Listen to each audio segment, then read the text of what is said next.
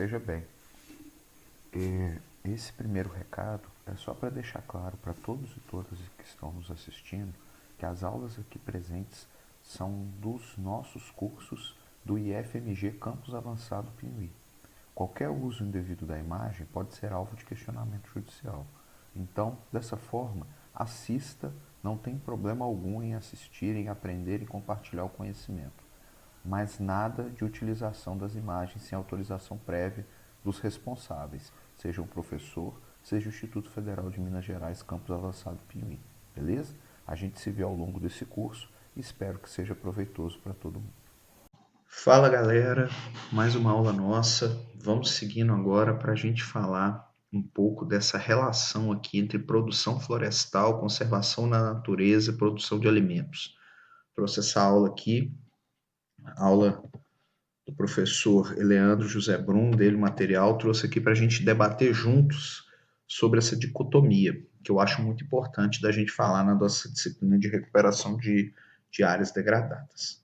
Bom, então, a gente tem um grande problema que é a alimentação. Olha a população aqui do mundo, né? Com esse crescimento que a gente tem aqui em bilhões de pessoas, a expectativa para daqui a 5 anos é de mais de 7 bilhões e 500 milhões de pessoas. Então, só no Brasil são 200 milhões. E quais caminhos a gente vai seguir, então, para o futuro? Então, a gente precisa debater isso daí. E mais do que isso, quais os custos ambientais do aumento da população mundial, né? Se você pegar aqui a distribuição florestal, né? A gente tem aqui um 44% no clima tropical, aqui nessa região, que a gente consegue perceber, e tem uma taxa de perda de florestas muito grande, né? Que é um problema que nós temos, né? E se pegar nesses últimos anos, né? O desmatamento atual que o INPE aponta é uma quantidade muito grande, né? Aumentando em mais de 28% a relação nos últimos 4 anos. Então, isso é um problema que nós temos, é algo que a gente tem que ver. A gente tem a cobertura florestal mundial, né? Pegando aqui, são dados de 20 anos atrás, mas a gente consegue perceber que, né? Uma quantidade bem grande que a gente tem aqui de florestas nativas e uma quantidade muito pequena de florestas plantadas, né? Não dão 5%. Então a gente tem uma dicotomia muito grande, que é a necessidade de alimentar todo mundo, a gente tem o custo ambiental dessa alimentação, então nós temos também uma taxa de perda, né, de florestas também muito grande, e a gente precisa equilibrar essa equação. Quem são os culpados pelo desmatamento? A gente pode pegar uma série de exemplos, né, mas não dá para negar que a participação antrópica, né, a participação do ser humano, é a principal quando a gente fala disso. Então é um fato que a gente tem, é algo que a gente convive e é algo que a gente vai ter aí como um problema, né? E tem que combater, né? Também não está correto esse direcionamento que a gente tem visto recentemente no Ministério do Meio Ambiente de passar boiada. Não é por aí, não é assim que funcionam as coisas. A gente tem que ter o respeito à legislação pensando no desenvolvimento sustentável, como a gente já viu, né, nos capítulos anteriores, quando a gente falou do relatório Butler. Então vamos lá.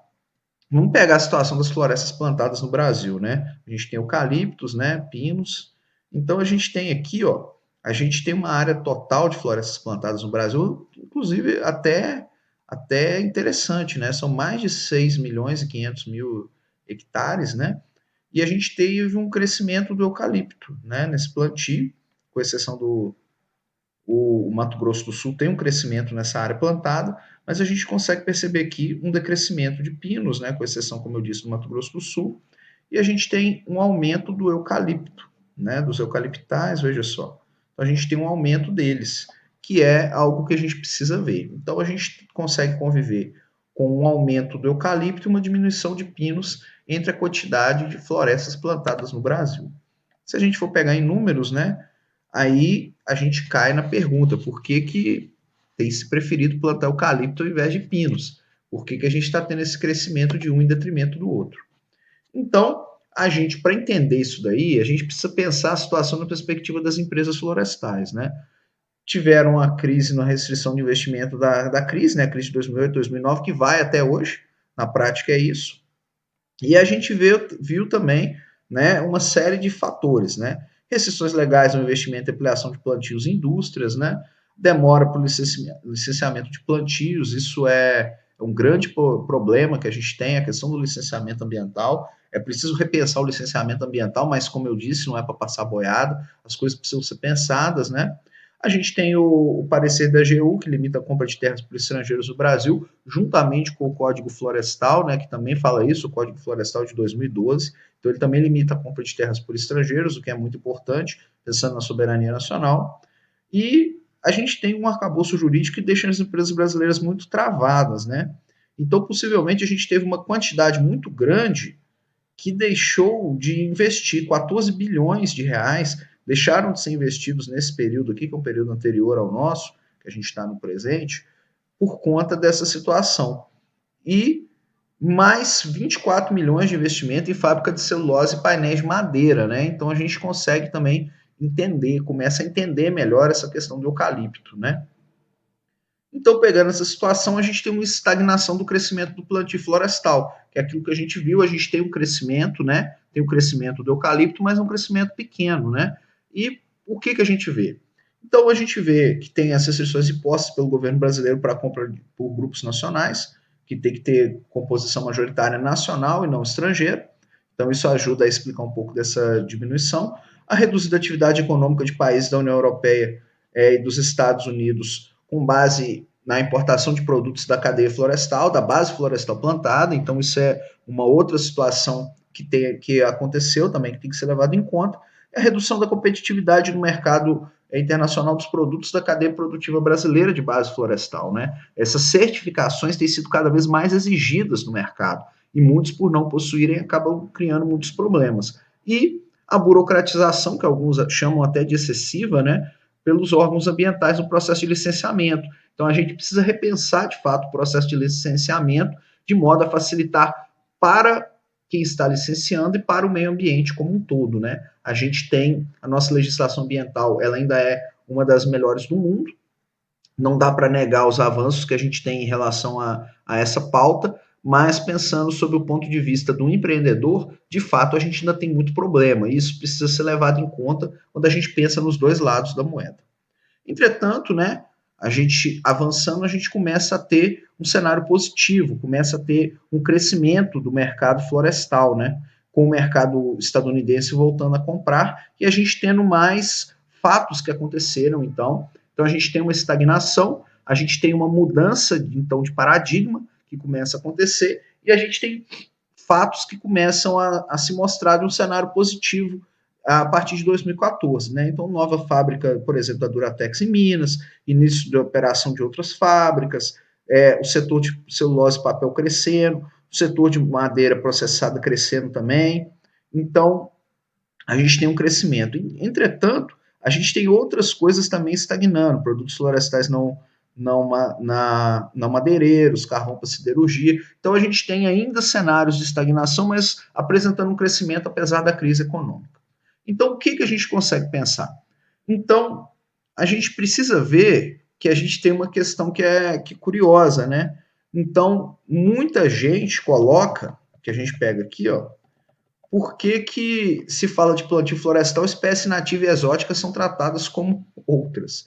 Isso é realmente curioso, né? Nós precisamos pensar que a gente precisa de espécie nativa, que isso aqui é fundamental quando a gente pensa no replantio, mas pensando na indústria, a gente tem também as exóticas, né? Então nós precisamos tratar e a gente precisa ter, inclusive junto à Abraf, né? A gente precisa ter isso melhor explanado para não ficar também uma caracterização que é muito ruim, que é uma caracterização como se fosse aquela ideia da indústria da madeira contra os outros. Então a gente não pode ter uma coisa nem outra, a gente precisa ter, né, um maior debate sobre essa questão. A gente precisa entender também como é que a gente está em área de plantio de espécie nativa, porque isso ajuda a gente a entender se está tendo corredor ecológico, se está tendo métodos de agroflorestas, o que está acontecendo. Então é um desafio da gente pensar, né, nas áreas de plantio florestal, a gente precisa ter também essas espécies nativas, a gente tem que saber o que está acontecendo em relação a outras, né, e não trabalhar só com eucaliptos e pinos, que ao longo da aula a gente vai ver, também tem uma visão um pouco exagerada em cima do que se tem,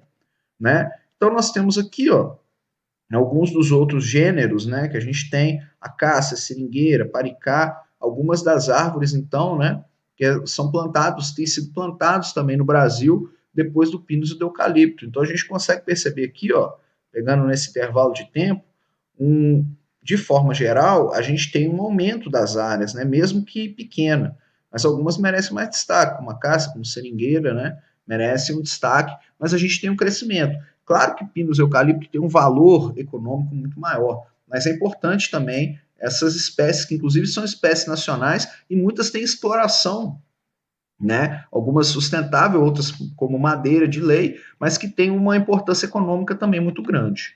Então, a cadeia produtiva dos produtos florestais que a gente tem, né? A gente tem aqui na produção florestal, então a gente tem aqui os insumos que vêm para cá, a produção madeireira, né? Que pode ser utilizado de diversas formas, e os produtos não madeireiros, né? Que vai para a indústria química, farmacêutica, etc. E aí a gente tem aqui, né, dentro do processamento, a gente tem o processamento primário, secundário e terciário, e do que a gente vai ter em cada um desses locais. Então a gente consegue perceber como a produção florestal também, ela tem um aproveitamento muito grande, né? Tem muita coisa que é aproveitada, desde produtos não madeireiros até a produção prática, né, de lâmina de madeira, a madeira serrada em si, que chega aqui até virar móveis, né? Então a gente tem uma série de fatores aqui que são muito importantes. Além, claro, também da produção energética, né, para consumo industrial, indústria de base. E a gente tem os resíduos, né? E os resíduos da madeira, seja industrial, seja ele o antes do processamento, todos eles têm vários usos, né? Usos variados, que incluem até utilização como me foge a palavra, como complemento de adubo, né? Para facilitar, por exemplo, o crescimento de algumas espécies, né? Com enriquecimento de carbono no solo, etc. e tal. Então a gente tem uma série de fatores que mostram como a produção florestal tem uma importância para a nossa economia. E essa produção florestal não pode ser, a gente não pode enxergar as coisas de maneira binária, tudo ou nada, um contra o outro, e não é por aí. A gente precisa achar esse equilíbrio quando a gente pensa na indústria moveleira, na indústria da madeira, na indústria florestal, nessa produção, quando a gente pensa na produção de alimentos, quando a gente pensa no desenvolvimento, com a preservação da natureza. A gente precisa encontrar um hiato no meio disso tudo. Então, o que a gente consegue perceber aqui? Existe uma economia florestal estabelecida no setor empresarial, é fato, né? Tem uma preocupação com preservação de floresta nativa, né? Tem uma preocupação social muito grande por conta das empresas florestais que investem em programas sociais, então isso aqui é algo importante que a gente tem que observar. Agora, tem problema, né? Falta investimento de empresas em outras espécies nativas, faltam alternativas de investimento. Então a gente precisa pensar também na diversidade econômica, né? Esse é um desafio que a gente tem que a gente tem que pensar. E aí acaba trazendo algumas perguntas, né? Como que esses plantios florestais podem se expandir se há uma grande demanda? A gente tem uma grande demanda para o mercado, a gente tem uma quantidade de florestas que a gente precisa preservar e a gente tem a produção alimentícia que a gente precisa garantir. Né, com o Brasil tendo algumas das produções de commodities, de alguns dos commodities como os maiores produtores do mundo. Né? Se a gente pegar a soja, entre outros, a gente consegue perceber um exemplo disso. Então a gente tem uma dicotomia, a gente precisa achar, então, um meio termo nisso tudo. Então a gente tem aqui o exemplo, né? Então a gente consegue perceber aqui, ó, compra de 2 alqueires, né? Difícil produzir alimentos, trabalhar com outras atividades agrícolas e acaba vendendo imóvel, esse exemplo aqui, né? Então a gente tem esse desafio, que é o desafio de plantar florestas. Então, como que a gente pega a necessidade do desenvolvimento de florestas com finalidade econômica numa situação como essa? Então a gente são sítios pequenos, né? E aí busca financiamento, mas a gente tem a questão, a gente teve as alterações do Código Florestal, né? Que nesse caso aqui acaba facilitando para famílias como essa, mas precisa de uma série de fatores que são importantes, né? Então, como que vai fazer? Não tem condição de mudar de local, não tem estrada, não tem luz, não tem nada, e precisa garantir esse desenvolvimento. Então, a gente tem um problema. Então, a gente tem o desafio de plantar floresta, é uma importância econômica que a gente tem também, porque a gente tem aqui uma série de problemas, então a ideia era poder produzir o alimento, mas por uma série de fatores não conseguiu. E por que a gente não pode pensar em plantio de floresta? Plantio de floresta é economicamente também interessante, é algo que a gente tem que pensar. Então vamos ver. A gente pegando aqui um exemplo lá do sudoeste do Paraná, a gente pega aqui o número de propriedades, a área total e a área média. Então a gente tem aqui uma quantidade de propriedade rural individual muito grande, com uma área total significativa. Então a gente tem uma área média de 15, quase 16 hectares de média por essas propriedades individuais, essas propriedades rurais. Será que não é interessante economicamente esse plantio de florestas? Será que não é algo a ser pensado para o crescimento econômico? Não é algo importante para a gente reflorestar e pensar na qualidade desse reflorestamento? Se aquilo ali pode ser usado por uma série de fatores, como, por exemplo, tanto para o uso econômico quanto para o desenvolvimento sustentável, como a gente já viu, pensando em formas de plantio. Então, vamos ver aqui, pegando aqui terras com potencial florestal de uso florestal nesse mesmo município. Então, olha só, olha que negócio interessante. Terras impróprias para agricultura, um número interessante. Aqui as áreas degradadas, a gente ainda vai falar sobre isso, já falamos um pouco de degradação. Aqui em pastagem, aqui em potreiro, né, que é pastagem perene. Então, a gente tem o desafio, né? As SAFs, né, as florestas, então, as florestas precisam ser pensadas. Então, a gente tem um número aqui, um número subestimado de florestas plantadas, de SAFs. Mas será que isso tudo aqui não poderia, ou a maioria, ser pensado também como floresta plantada? Será que a gente não tem um mercado em franca quantidade de crescimento, com condição de se crescer, de se aproveitar essa terra para plantio de floresta, e ninguém percebeu isso? Será que não está na hora da gente ter essa sacada que o mercado já apresentou e muita gente não percebeu? Então, o que a gente precisa identificar? É importante identificar as oportunidades, que é um meio que parece difícil, parece inóspito, né? Então, será que é aquele negócio? Será que vale a pena colocar uma fábrica de sapato onde todo mundo anda descalço? A resposta é muito óbvia. E aí você tem que ver problema ou ver oportunidades para os problemas. Isso aqui é a questão que se tem. Então, a gente está tendo uma oportunidade de mercado e muita gente não percebeu ainda, né? E aí, esse lance da vocação, tem lugar que cria assim, vocação para a cultura. Isso só deve ser pensado quando a gente tem um embasamento técnico, né? A gente não pode simplesmente fechar a cabeça e dizer que aquela área é uma área que tem uma determinada vocação, quando na verdade você pode ter novas opções muito mais rentáveis de investimento de mercado, que podem estar sendo perdidas exatamente por uma visão míope, uma visão que não olha o todo, né? Então, aí pega o exemplo, né, de dois vizinhos mesmo, mas ele nunca teve vocação para a criação de frangos, até que começou a fazer, e hoje é um produtor um produtor importante da criação da ovinocultura, né? Então, o que a gente tem que fazer? A gente tem que pensar, né? Identificar essas oportunidades, olhar essas demandas da produção, tanto em qualquer área, e buscar também, pressionando, políticas públicas de desenvolvimento setorial, de desenvolvimento rural, de desenvolvimento ambiental. Agora, tem que saber identificar oportunidade. Oportunidade é igual cavalo selado, ele só passa uma vez na tua frente. Então, a gente consegue perceber que a indústria da floresta, ela parece ser um mercado interessante a se pensar. E a gente tem demanda, né? Aqui, a demanda por energia, lenha, carvão, a maravalha, que é cama de aviário, uma necessidade.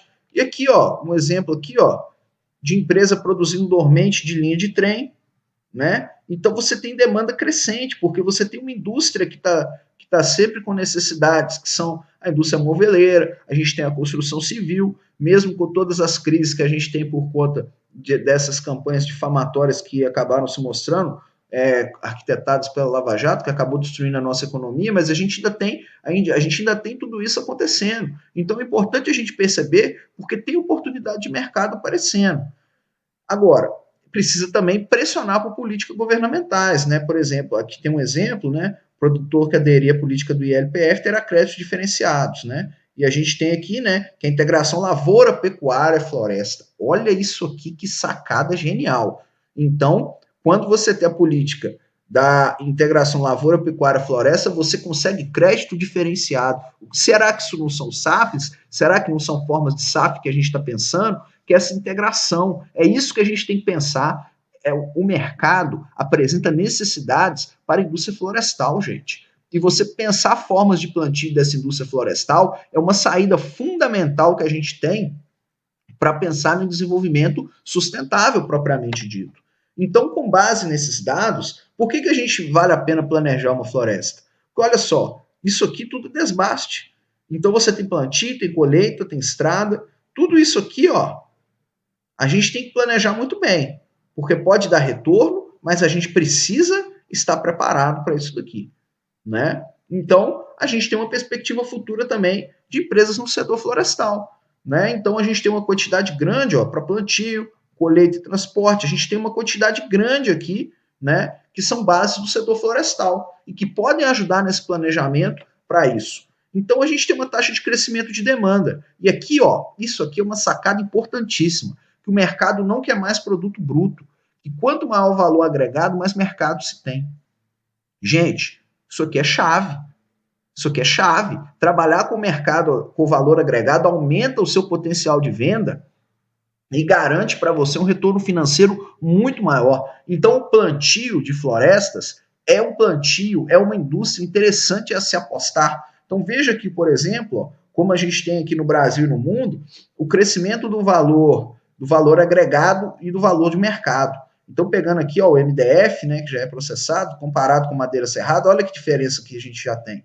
Aqui já está numa diferença negativa. Então, quanto maior você tiver o valor agregado, maior vai ser o valor que você consegue no investimento em cima disso. E qual que é a produtividade média de plantio florestal? Olha aqui no Brasil, como a gente teve um aumento ao longo do tempo.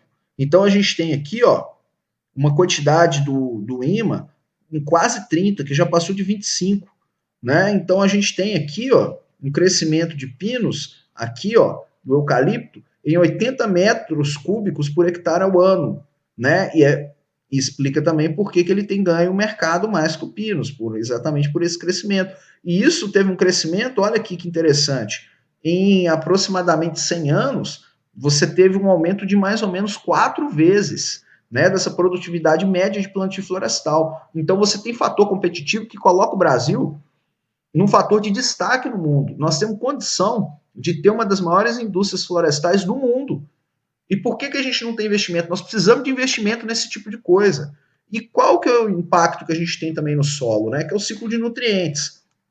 A gente tem o ciclo de nutrientes, isso aqui já foi visto, vocês já viram isso lá no ensino médio na química, em especial na biologia, né, que é o ciclo do nitrogênio. Então você tem a ciclagem de nutrientes, a mineralização do nitrogênio, e isso ajuda na produtividade e a manutenção do próprio local, né? Porque você consegue garantir aqui uma entrada de matéria e de energia muito maior do que a saída, transformando essa região, então, numa região fértil, né? Então você tem aqui, ó, as entradas, né, queda da serrapilheira, raízes mortas, lavagem de copos, absorção, tudo isso vira camada de humus e fortalece o solo. E aí o solo se reabastece, né, de nitrogênio através da nitrificação, e isso é absorvido pelas raízes, facilita o crescimento das plantas, e aí você consegue garantir que a sua própria região se torne uma região, então, com impacto positivo do plantio florestal.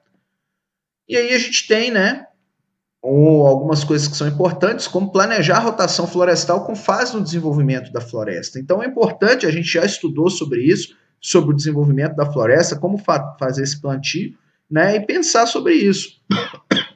Então a gente tem a demanda de nutrientes, que antes do fechamento da copa é grande, vai diminuindo pós-fechamento da copa, né, que é a copa aqui, da copa das árvores.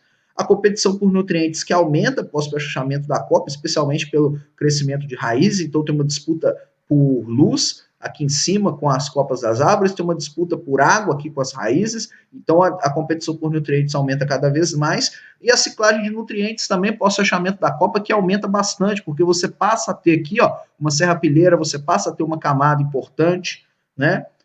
E as respostas também para adubação, que cada vez, à medida que você aumenta, né, você tem uma copa fechada, a necessidade de adubação é muito menor, porque você tem, como a gente viu aqui, uma ciclagem de nutrientes acontecendo. Então, a necessidade, por exemplo, de adubo igual é grande aqui no plantio, quando você já tem a copa fechada, é muito menor, fazendo com que, então, esse gasto aqui, que você teria, por exemplo, com adubação diminua bastante e um aumento muito grande pela ciclagem de nutrientes. Então você consegue perceber como a gente tem uma questão inversamente proporcional, evidenciando como a indústria da floresta é importante para o crescimento. Aqui pegando alguns 3 ciclos de nutrientes para uma floresta de pinos, né? Então a gente consegue perceber que o ciclo geoquímico, o ciclo biogeoquímico e o ciclo bioquímico. Então, quando a gente pega aqui o ecossistema e o meio externo, a gente vê uma quantidade pequena para razoável dos nutrientes. Agora, no sistema solo-planta, a gente consegue perceber como a gente tem uma variação já muito maior.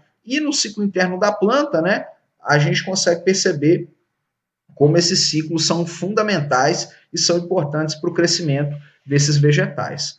E agora, algumas características que são importantes nos solos utilizados no Brasil. A gente pensando em pinos e eucalipto, que são os principais utilizados na indústria florestal, mas não são os únicos, como a gente já viu, e a gente viu na aula passada, a importância de plantio de espécies nativas. Então a gente consegue perceber aqui, né, as características, né, do solo, com a sua quantidade de argila variando de 6 a 50, um pH ácido, uma matéria orgânica presente, e aí a gente tem a quantidade de fósforo, de potássio, de cálcio, magnésio, alumínio, que é importante conferir na tabela para ver como se dá essa quantidade. Mas agora essas características do solo é adaptar essas características para fazer o plantio dessas florestas. Essas florestas plantadas são muito importantes para o desenvolvimento sustentável e para o mercado no Brasil.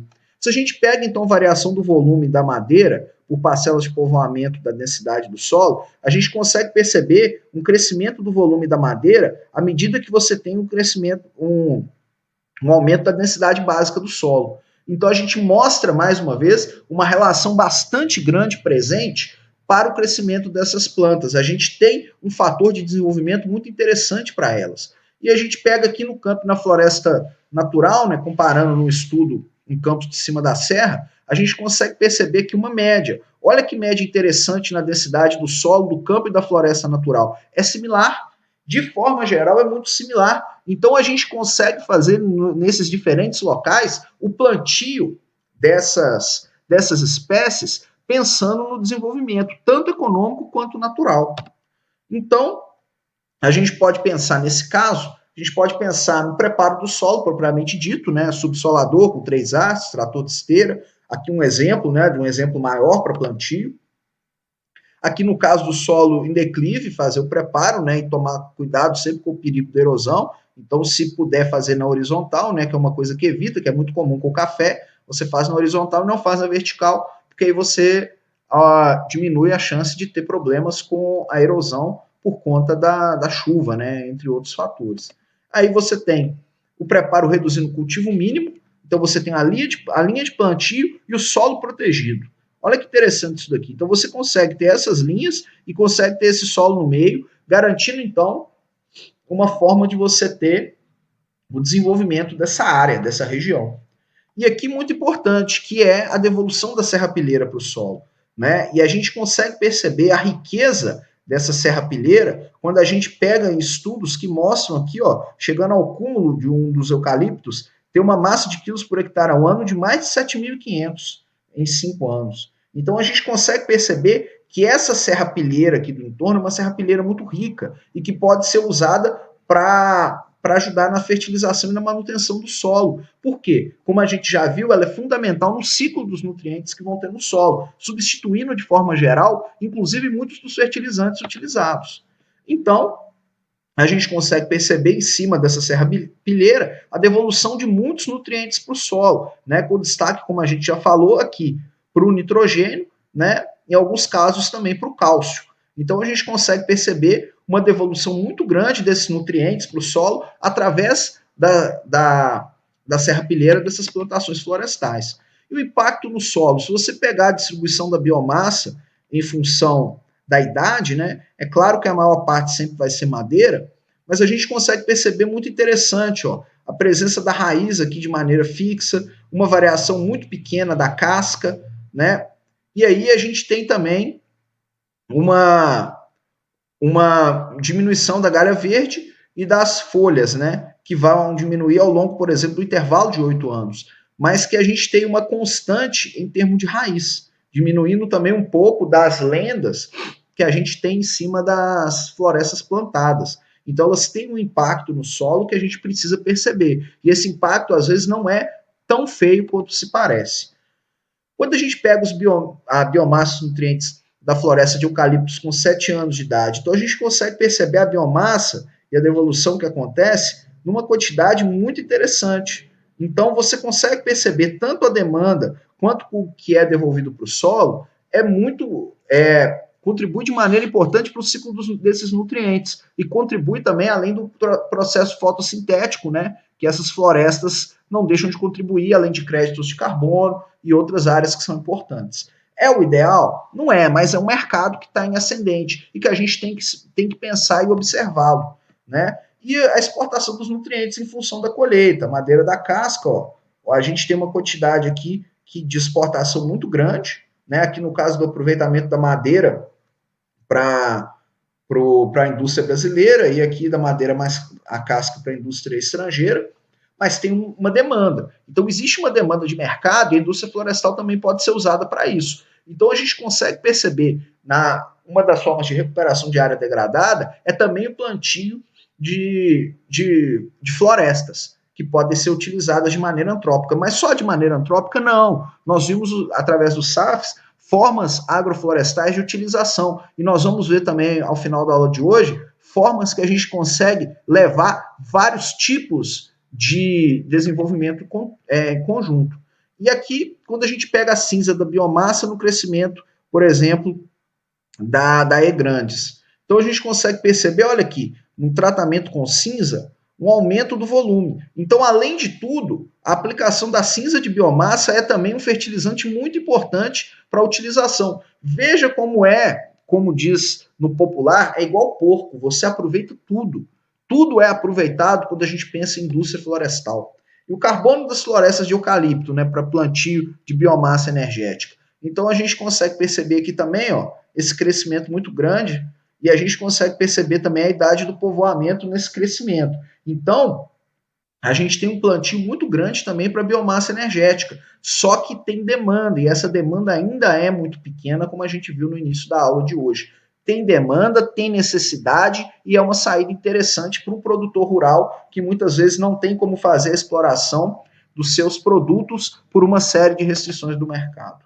Então, a gente tem aqui remoção de nutrientes pelo desbaste, né? A gente consegue perceber também aqui a biomassa, e nessa biomassa a quantidade de nutrientes presentes, né? Que estão ali nesse local, e a exportação de nutrientes pela colheita florestal. Então, quando a gente faz a exportação do produto in natura, a gente exporta também nutrientes, né? E água também, né? Mas aqui os nutrientes têm um destaque grande. É por isso que é tão importante a gente trabalhar com o produto trabalhado, a gente trabalhar com o produto manufaturado. Né? É importante a gente pensar no valor agregado que se tem e também na exportação de nutrientes que são levados em conta. Então, na biomassa total da árvore, pegando aqui o nitrogênio, a gente tem uma quantidade de 345 quilos por hectare. Né? E aí você tem isso sendo exportado, sendo que isso poderia estar presente no solo, poderia estar se transformando em valor agregado para esse produto. Então a gente precisa olhar essa indústria moveleira, a gente precisa pegar essa indústria florestal sob uma outra ótica. Então, a gente tem o descasque de toretes, né, a leira de casco, cálcio no sistema, para poder fazer essa devolução, e aí a gente tem a intensidade da colheita da biomassa e exportação de nutrientes. Quando a gente pega aqui, ó, olha na quantidade exportada, o que permanece, a gente vê que a quantidade de biomassa que a gente está exportando é infinitamente maior do que o que está ficando, mostrando como a gente está deixando de aproveitar oportunidades e como está colocando nossos produtos de uma maneira muito mais barata no mercado estrangeiro. Aí começa a colheita florestal, aí começa o início do problema do resíduo, né? Porque aí você tem uma grande quantidade de resíduos que vão ficar lá, e aí tem que pensar nesse resíduo florestal. O que você vai fazer com esse resíduo florestal? Primeiro, ele reduz a perda de nutrientes, né? Porque ele pode ser espalhado. Reduz a infestação de planta invasora. A gente tem estudos que mostram isso. Preservação da atividade biológica, do ciclo dos nutrientes que nós já vimos, melhorando também as características físicas do solo, porque enriquece aquele solo, colaborando para evitar a degradação daquele solo. Então, depois da retirada, por exemplo, desses plantios de florestas, o uso dessa estrutura, que seria o resíduo, é muito importante para manter as características florestais. Então, a gente pega aqui alguns casos, enleiramento, trituração, tudo isso pode ser utilizado como forma de manejo para garantir que isso aqui contribua para o solo, pensando para que essa área não fique degradada e possa ser utilizada de outras formas. E aí, a gente tem aqui também a utilização da madeira da copa das árvores. Espera aí que eu fiz uma confusão. Isso aqui já foi.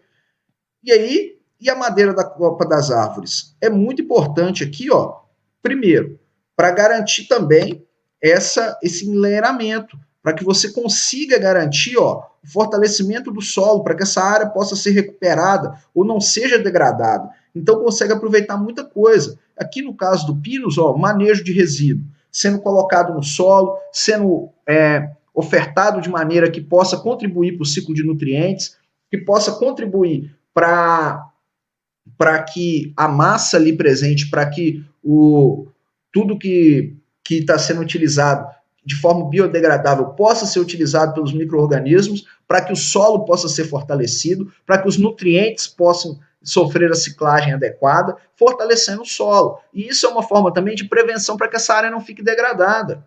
Então a gente consegue perceber que, se feito de uma maneira adequada, também as florestas plantadas podem contribuir para recuperar áreas degradadas. Então a gente tem aqui uma área que foi totalmente degradada de plantio de florestas, mas que, se fizer o manejo dos resíduos de maneira correta, pode contribuir para a diminuição desse impacto. Por quê? Porque vai ter um novo plantio nessa área e é importante que esse solo não esteja degradado. Então, a gente consegue perceber aqui, ó, a matéria seca do eucalipto com e sem galhada. Veja com a galhada como você tem influencia na adubação. Então, o crescimento dessa galhada aqui é muito importante, o uso dessa galhada para o fortalecimento do solo, para que essa área não seja degradada e depois não passe a deixar de ser utilizada como floresta plantada. Então, ela pode ser utilizada como floresta plantada, ela pode ser manejada de forma adequada e depois ela pode ser novamente utilizada, porque essa área não vai ficar degradada. Olha que interessante como é que a gente consegue ter esse ciclo. E aqui, né, coisa que não pode, né? Isso aqui perde propriedade química e nutrientes, expõe e aumenta a erosão do solo, aquece o solo, gera problema com propriedade física. Então, a queima não é o melhor caminho, esse é o melhor caminho, que é de deixar essa galhada lá para ela poder contribuir de maneira muito importante para a fixação dos nutrientes no solo.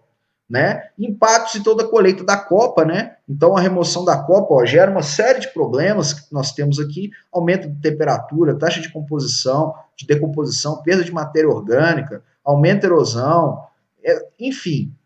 A colheita da copa das árvores, a remoção da copa, não é favorável. O ideal é essa galhada ser aproveitada, né? E a gente pegando aqui mais impactos, né? A remoção dos nutrientes do solo, quando você faz isso. Então, além de tudo, essa queima e a perda e o não uso dessa galhada, você faz com que haja uma perda dos nutrientes do solo, quando, na verdade, você poderia estar fortalecendo isso. Então, veja que a gente consegue desmistificar algumas dessas ideias, de pegar a galhada e pôr fogo, de meter fogo em algumas áreas, não tem nada a ver, não existe essa queima controlada, isso é uma perda de tempo total. O que a gente tem é o uso da galhada e o uso desses restos de plantio para o desenvolvimento da natureza, para o fortalecimento do solo, para o desenvolvimento de outras espécies, etc. Então, aqui, ó, quando que a gente tem os estoques de carbono orgânico particulado associado aos minerais do cambissolo. Então, a gente consegue perceber aqui, ó, uma relação direta entre o carbono e os minerais, mostrando mais uma vez a importância de não se queimar, né, de se aproveitar essas galhadas. Aqui a mesma coisa com o carbono orgânico e associado aos minerais no argissolo, aqui em cambissolo, aqui em argissolo. Então, para a gente terminar, concluir isso aqui, falta algum detalhe importante, que é o argumento de todo mundo. E a água?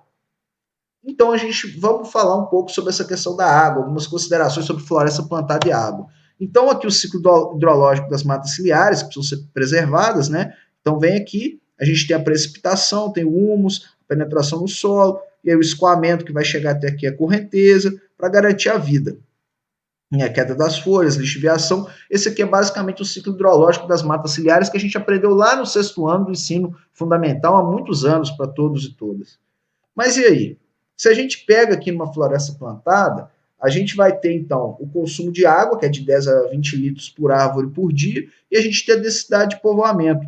E aí a gente vai ter uma mata ciliar aqui e vai ter a floresta plantada. Então a mata ciliar continua fazendo a sua ação da mesma forma, né? E aí a gente tem todas essas características acontecendo. Então, tem escoamento superficial, tem a chegada de água no lençol freático, a alimentação do rio, tudo isso acontece do mesmo jeito. E outra, com um seguinte fator: era melhor se fosse área natural? Com certeza, eu não estou fazendo essa discussão. Mas pensando do ponto de vista econômico, é melhor uma área plantada do que uma área degradada. E uma área plantada pode garantir uma série de retornos, inclusive financeiros. É melhor essa área plantada que essa área degradada em estado avançado de degradação que depois você não consegue nem fazer a recuperação dela. Então, fazendo um monitoramento da qualidade da água em floresta nativa e plantada, olha que interessante. A água disponível no solo sob eucalipto e sob floresta nativa. As medições realizadas estimativas a partir de modelos hidrológicos demonstram que as plantações de eucalipto se comparam à floresta nativa, quanto a evapotranspiração anual e o uso de água do solo. O uso de água no solo? O uso de água do solo. A quantidade de água que a raiz tira. A gente precisa desmistificar algumas lendas que acontecem por aí que a gente tem, né? Então, é claro que um plantio de eucalipto na mata ciliar, numa APP, não é a melhor saída, que a gente precisa de área de preservação e depois sim o plantio adequado. Agora, isso porque a gente tem que seguir o Código Florestal, não simplesmente se a gente pegar o uso de água do solo, igual a gente está vendo aqui, né, nos estudos que estão sendo mostrados. É, né, uma comparação muito interessante que a gente tem.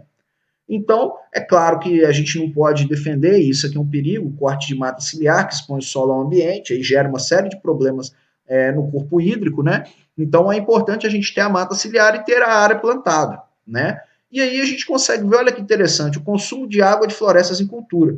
Então, a gente tem aqui, ó, o eucalipto, ele tem uma eficiência no uso da água de 2,9, e a gente consegue comparar aqui, ó, que é muito menor dessa eficiência, é uma eficiência muito maior, aliás, do que outros nutrientes, né? Com uma série de outros de outras culturas, de outros cultivares, né? Então a gente consegue perceber que o eucalipto, na verdade, ele consegue fazer ele tem uma grande eficiência no uso da água, né? Por isso que ele cresce tão rápido. E aí a gente compara aqui com o consumo de água, né? A gente pega aqui o eucalipto, olha aqui, a quantidade que ele precisa, a quantidade que a cana de açúcar precisa, a quantidade que o eucalipto precisa, a quantidade que o café precisa, né? Às vezes a gente tem algumas lendas que ficam aí povoando a nossa cabeça. Então, as florestas plantadas são também uma forma de recuperação de área degradada e muito mais do que isso, de evitar a degradação dessas áreas. Então, quando a gente pega aqui floresta nativa, né, a gente pega o eucalipto, a gente pega a floresta atlântica, a gente pega a floresta amazônica. Então, a gente consegue perceber que muitas dessas matas naturais têm um consumo de água também muito importante, muito significativo. Então, a gente tem que também enxergar o eucalipto sob uma outra ótica. Ele pode causar problema? Claro que pode. A gente prefere floresta natural? Prefere. Mas ele não é só o vilão. Ele pode ser utilizado quando a gente pensa em recuperação de área degradada, em plantio de floresta para a utilização da madeira, para o crédito de carbono e principalmente para a geração de emprego e renda. Então, né, olha aqui que interessante, uma área de pastagem, uma área substituída por pinos, né, na Austrália. Então a gente consegue perceber que, mais uma vez, como que essa produção de água é muito mais, tem uma quantidade muito maior quando a gente está falando de plantio do que quando a gente está falando de pastagem. Aqui é evapotranspiração em área de pastagem de plantação. A gente consegue perceber, né, que aqui, ó, no caso da floresta, a gente tem uma quantidade, então, muito mais interessante de evapotranspiração acontecendo, né, da média anual de evapotranspiração sobre a média anual da floresta. Então, a gente consegue perceber como essas florestas são mais interessantes do ponto de vista da preservação do que a pastagem, né? São muito mais importantes. E o consumo aqui do arroz irrigado, né? A gente consegue perceber uma saturação e um consumo de água também extremamente importante. Mas aqui, pô, mas é alimento. E o alimento é importante para a gente conseguir.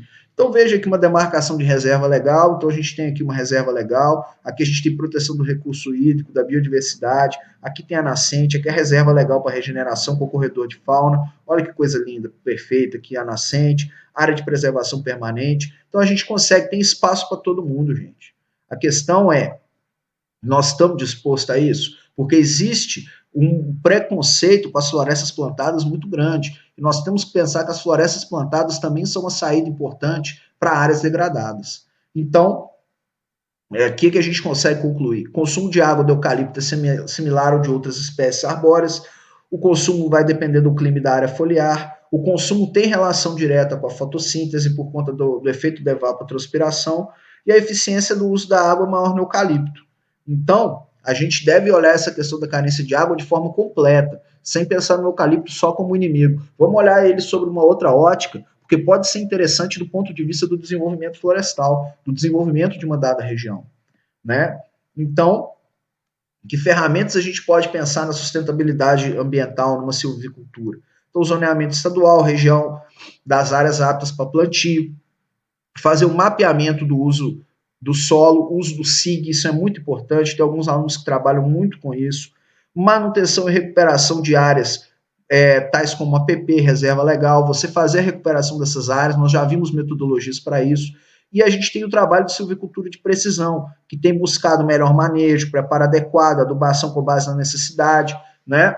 E isso aqui é muito interessante, implementando sistemas agroflorestais e silvipastoris, que para mim é o grande avanço, é o que apresenta para o futuro, são as grandes ferramentas que a gente tem para o combate à degradação. Então, o sistema silvopastoril, isso aqui é muito legal, ele tem menor densidade de árvores, então tem menor absorção, tem que adequar o regime de desbaste e melhora a longo prazo a condição física do solo. Então, o produtor consegue ter tanto a produção de gado quanto a produção florestal. Então, é um sistema muito interessante desse ponto de vista. Aí um plantio de girassóis aí, que pode contribuir também com isso. Aqui mais um exemplo, né? E a vantagem, quais vantagens que a gente tem em exemplos como esse? Manutenção da umidade do solo por mais tempo, maior conforto ambiental também para os animais, né, porque a temperatura diminui no verão e aumenta no inverno, menor perda de nutrientes para fora do sistema e maior ganho de peso. E tem estudos que falam também, inclusive, de produção leiteira, mostrando como é possível trabalhar com as duas coisas unificadas, pensando nesse desenvolvimento. É aqui o sistema agroflorestal de eucalipto mais sorgo. Então, dá para trabalhar com sistema silvopastoril, dá para pensar no sistema agroflorestal. Aqui, eucalipto mais trigo e, por último, eucalipto mais cevada. Gente, dá para pensar sobre outra ótica no plantio de florestas. O plantio de florestas pode ter uma importância econômica muito grande para o desenvolvimento e para o uso e ocupação do solo dos produtores rurais. Beleza? É isso que eu quis trazer na aula de hoje, para a gente observar sobre uma outra ótica e falar um pouco sobre esses sistemas e sobre o eucalipto e a indústria florestal, beleza? A gente se vê na próxima aula, vamos firmes na nossa disciplina. Tchau, tchau.